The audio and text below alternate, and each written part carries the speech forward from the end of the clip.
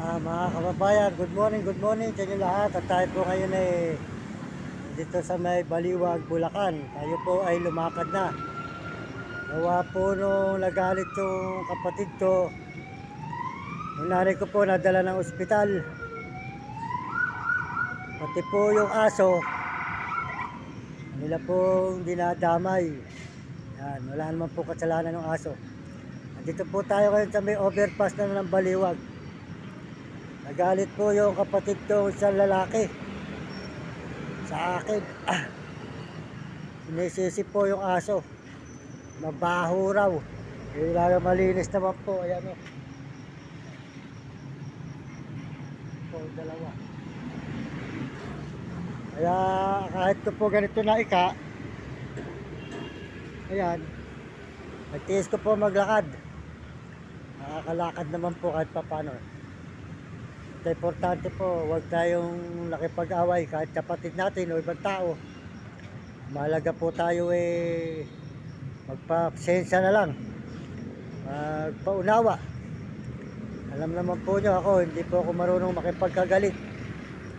Ayoko po nang nakikipag-away.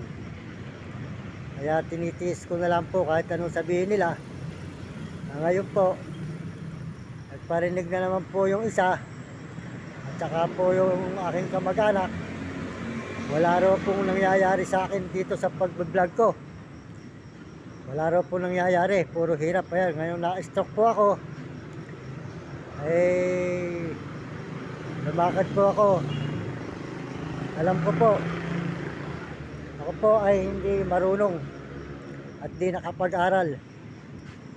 Kaya sana po, bahala na po ang Panginoon kung sino man po ang nagpapagana ng YouTube. Tulungan na lang po nyo ako. At kung gusto po nyo, hanapin na lang po nyo ako dito sa Bulacan. Kung saan man po ako nanduro nagbablog, makikita naman po ninyo. Talagang wala po ko alam kung paano kumita rito sa YouTube. Kaya ang inaasahan ko na lang po kayo, na ako po sana ay tulungan nyo. Ang mukha po niya ng nanay ko po ay may sakit na at nasa ospital na po. Dinala po na ospital ngayong maaga. Kaya ako po ay sumakay lang doon sa isang motor. Nagpahatid ako para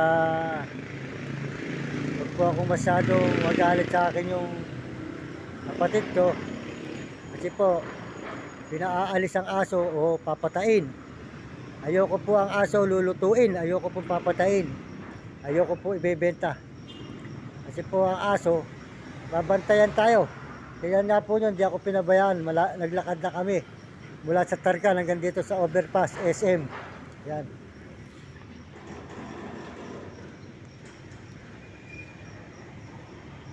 Po, yan.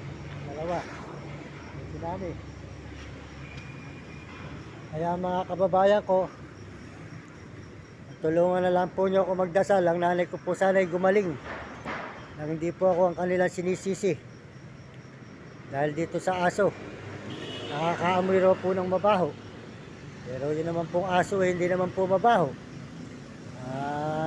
Kakaligo naman po. Kaya mga kababayan ko, sana po ang Panginoon, huwag na lang po sanang pabayaan yung nanay ko.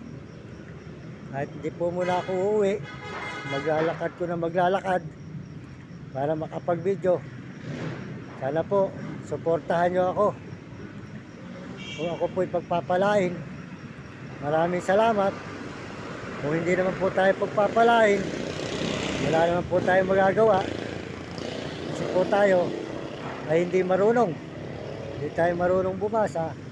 Hindi tayo marunong sumulat. Kaya po wala akong alam. Ang mga pinagagawa ko po nito, niloloko lang po ako. Kahit po kamag-anak ko, mga pamangkin o pinsan. Kaya ibang tao. Kaya mga kababayan, kayo po ang pag-asa ko sa buong mundo. Natulungan nyo ako. Gusto ko po sana, kumita ako dito hanggang malakas ang nanay ko. Gusto ko po mabigyan ng magandang kinabukasan. Pero wala pa po ako ibibigay dahil ako po ay hindi pa pinagpapala. Kaya mga kababayan, Maraming salamat na lang po sa inyo. At ako po ay tuloy-tuloy na rito sa paglalakad. Yan po, kawawa rin si ate, yun, naglalakad na mag-isa.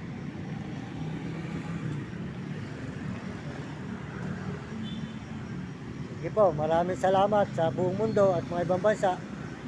Salamat din po sa mga Amerikano. Ito po, yung kami ko, medyo ano pa. Yan. Ayun pa. Pero nilakad-lakad ko na po. Kahit pa unti-unti, lalakad tayo. Ika nga po ni J.R. Arnel. Gagawa ng paraan. Kaya salamat po sa payo niya. Lagi ko sa pinanonood. Kaya tayo po ay haakbang at lalakad para po tayo ay makapag-video. Sana po magustuhan nyo ang aking video. Hihiling po ako sa inyo. Ipagdasal na lang po nyo ang nanay ko. Kasi po, hirap na huminga kanina. Wala naman po akong magawa. Wala akong pera. Kaya po yung kapatid ko isa, nang hiram lang kanina ng 1,000 doon sa kanyang amo. Kaya mga kababayan, tulungan na lang po nyo ako magdasal. Ang aking ina ay sana po lumakas pa. Para po kung sakaling bigyan ako ng YouTube, ako po sana ay matulungan ko siya at mabigyan ng magandang ginawa. Sana po. Hiniling ko sa Diyos, gumaling po ang nanay ko. Wala po akong magawa, kundi umalis na lang ako. Dahil po nagalit po sa akin yung isa kong kapatid. Ako po ay nakagalitan na ng kapatid to. Dahil po rito sa aso. Kaya po umalis na po ako mga kababayan. Salamat po sa inyo. Ito po ay totoong buhay. Kaya pinadadanas ko sa inyo. Kahit ako man po ay ganitong baldado. Yan.